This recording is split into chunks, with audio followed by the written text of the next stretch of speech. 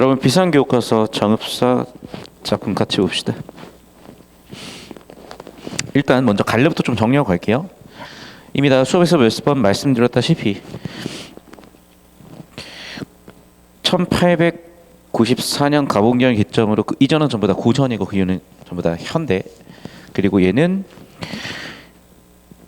어떤 목적이나 의식 같은 걸 시행했을 때 불러졌던 노래는 목적시 또는 뭐 집단무가 이런 식으로 쓰였을 것이고, 여기서는 개인 감정이니까 서정시예요. 그러면 당연히 개인 감정 담고 있으니까 서정시고 서정치기로 할 것이고, 두 번째 성격 볼게. 당연히 문학 작품이고 예술이고 특히 시다 보니까 비운이 있을 수밖에 없고요. 주제가 뭐냐면 자신의 감정 플러스 기원이 있어요. 남편에 대한 염려에서 남편이 좀 잘 왔으면 좋겠다, 안전하게 왔으면 좋겠다는 기원 같은 것들이 있었기 때문에 성격은 그렇게 됐고, 결국 주제를 보시게 되면은 상황은 이거죠. 행상나간 남편, 무사한 기한을 비는 아내의 간절한 마음, 이렇게 되어 있습니다. 자, 그런데 여기도 마찬가지야. 자, 봐봐. 이제 이 부분은 우리 선현들의 연구에 의해서 정리된 내용이에요. 내신에서 이것을 단순히 암기하는 학교들은 요즘은 한 30%, 40% 정도 되는 것 같고, 요즘은 대부분 수능형으로 나오기 때문에 왜 이렇게 해석할 수 있는지까지 보셔야 됩니다. 계속해서 볼게. 이건 이제 문학사적 가치를 얘기하는 건데요. 일단 국문으로 기록된 것 중에 가장 오래됐기 때문에 역사적으로 문학사적으로 되게 중요하고, 백제가요 중에 유일하기 때문에 역시 중요하다는 요점이 있고요. 이런 내용까지도 선생님께서 내시는 내신 필기들이 있으면 꼭 외우셔야 되는 거고, 하나 더, 이제 시어의 전개 방식은 대립 대조고요. 그걸 바탕으로 발언과 염려. 자, 계속해서 볼게요. 영음꼴을 제외하면 3장 6구고 시조 형식의 원형을 지니고 있다. 자, 봐봐 얘들아. 지금 3장 6구, 우리 시조의 형식적 특징 얘기해 볼까요? 시조는 3장 6구 45자 내외 기억납니까?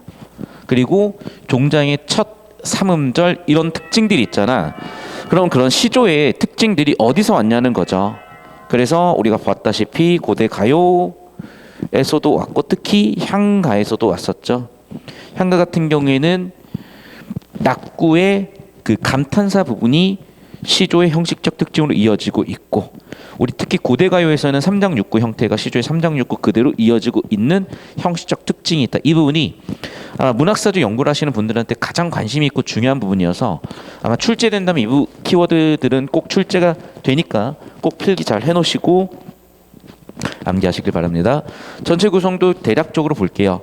일단 남편이 안 오는 상황이겠죠. 그럼 그 상황에서 나는 달한테 남편이 왔으면 좋겠다라고 기원을 한 거고, 우리가 달을 보며 비나이다 비나이다 하잖아. 그런 것처럼 달은 기원의 대상, 소원을 들어주는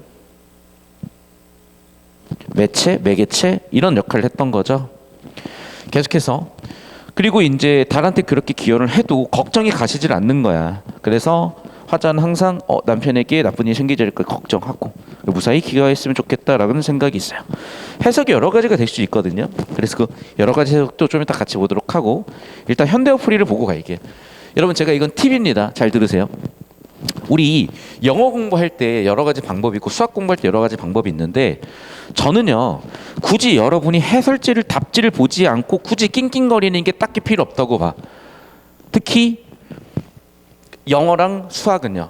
그러니까 국어는 조금 달라. 왜냐하면 국어는 사고 과정을 외워버리고 답만 외워버리거든. 그러니까 국어는 답지를 오히려 안 보는 게 좋아요. 그런데 특히 영어 같은 경우는 차라리 한글 해설을 먼저 보세요.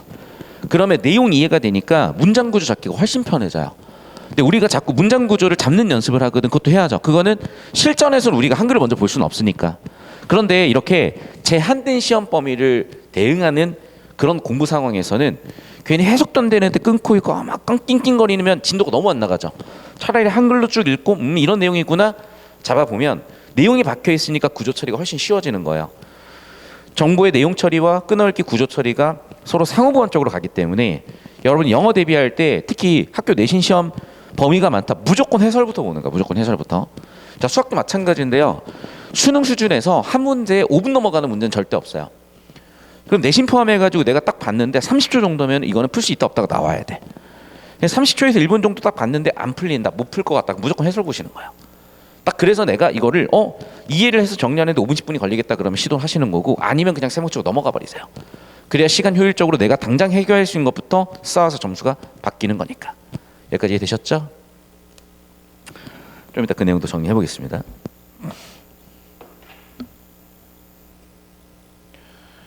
자, 계속할게요. 그리고 자, 현대어 풀이. 달림이시여 높이 높이 돋으시어 멀리 멀리 비치시라. 시장에 계신가요? 진 곳을 잃을까 두려워라. 어느 것이나 넣어버리십시오. 내님 가는 곳에 그 길 저물까 두려워라. 자, 이게 현대시야. 현대어로 풀인 건가? 좀 설명을 해볼게. 일단 달림이라고 청자죠. 청자를 높였죠.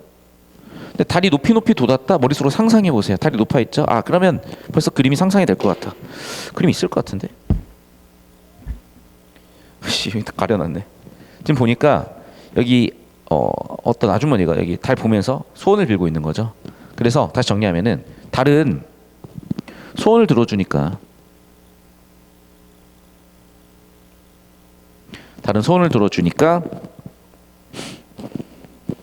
달한테 기원을 하고 있는 상황이고, 달빛이 멀리 비쳤으면 좋겠대요.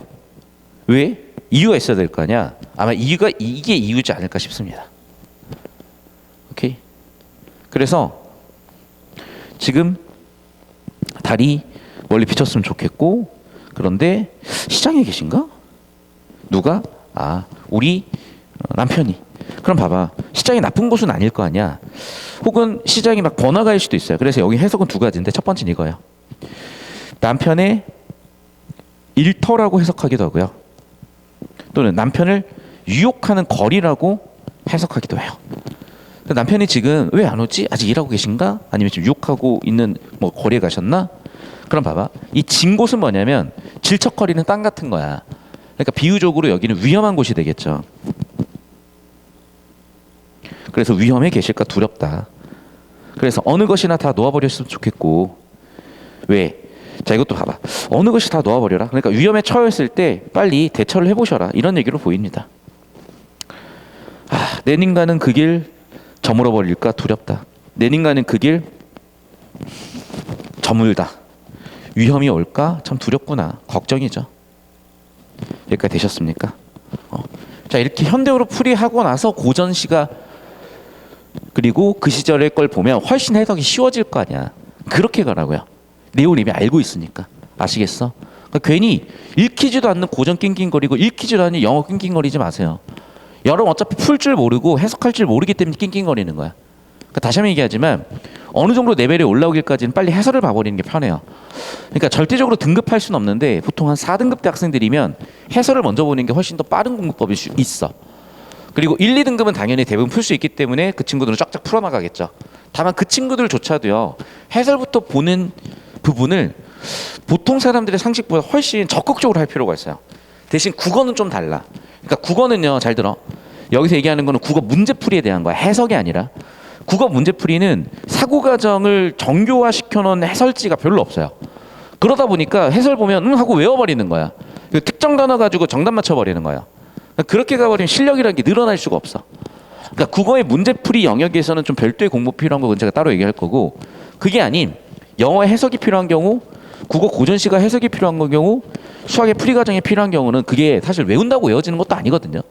그러니까 일단 내용을 보고 해설지를 보고 이렇게 하는 거구나라고 이해를 하고 다시 들어가서 보라는 얘기입니다. 그게 특히 이렇게 내신 시간 얼마 안 남았을 때 크게 도움이 될 거예요. 봅시다. 달아 높이곰 돋아샤 어기야 머리곰 비추오시라. 자, 봅시다. 달아 높이 돋아라. 자, 하는 뭐냐면 혹격조사예요. 높이는 거죠. 부르는 거죠. 높이 돋아서, 높이 돋으샤, 샤가 이제 시샤 같은 높임의 선어만 어입니다. 달님 높이 돋으세요. 그래서 머리를 좀 비춰주세요. 시라, 라는 기원이죠. 시는 뭐라고? 높임의 선어만 어이라고. 어기야 어강돌이 아으 나롱들이, 이제 이거는 뭐 북소리였다 뭐 이런 얘기가 있고, 그냥 후렴. 그러니까 뒤에 오는 여음, 남는 음이 없어. 그냥 리듬만 맞추는 거야. 저재. 이제 저자라는 곳은 두 가지 의미인데 아까도 얘기했지만 시장이야. 근데 시장이라는 것이 번화가기도 해요. 그래서 유혹의 거리기도 해. 그래서 저자에 계십니까? 아직 일하고 계신가요? 아니면 유혹 받고 계신가요? 증대 위험한 곳에 계실까 걱정이 됩니다. 특히 여기 이제 생략됐다고 본 거죠. 왜? 내가 가는 곳이 저물까 좀 그렇다. 근데 여기도 해석이 여러 가지가 있는 거야. 자, 봐봐. 첫 번째는 뭐냐면 남편의 이런 상황에서 내가 남편을 찾으러 갔다고 해석하는 사람도 있어요. 그럼 찾으러 갔으니까 막 어둡고 안 보이잖아. 그러니까 내가 가는 곳이 두렵다라고 해석하는 사람들도 있어. 근데 그보다는 지금 여자가 그렇게 돌아다녔을 거라고 상상은 안 했기 때문에 그 시절에 사람들은 남편을 기다리면서 내 님이 생략된 거다. 그래서 님이 오시는 것을 기다리면서 님이 위험한 곳에 계실까 걱정된다. 이렇게 해석하기도 해요. 이거 학교 선생님 필기를 꼭 참고하셔가지고 정리하시고 이 정도 정사 필기하면 나올 내용은 다 정리가 됐습니다. 자, 그럼 봐봐. 이제 달이라는 것은 밝으니까 어둠을 밝히는 존재이기도 하고 기원의 대상인 안전을 지켜주는 존재이기도 하지만 진 곳은 완전히 정반대죠. 그럼 이런 게 보통 출제 포인트예요. 상징적이고 대립적인 이런 의미들이 있으면 그 다음에 이런 단어 뜻들은 뭐 외우는 게 필요할 수는 있습니다. 근데 제가 아까 말씀드렸다시피 높임의 혹격조사고 곰 이거는 강조의 전미사였고 높이는 그래 높이라고 강조니까 두 번 얘기했네요. 멀리는 멀리구나. 오케이. 드디올세라 정그랄세라 쉐라는 두려움의 어미래. 그래서 정그랄세라 저물까 두렵다. 드디올세라 디딜까 두렵다. 오케이. 이런 정도 정리해 보시면 되겠고 나머지 내용들은 여러분 충분히 이해하실 수 있으니까 정리가 됐고요. 자, 그래서 봐. 이 내용을 이렇게 쓰라고 나오는 거는 이게 출제된다는 얘기입니다. 되셨죠? 그리고 다시 한번 얘기하자면 안녕기원, 염려, 무사기가 이 부분까지도 되셨죠?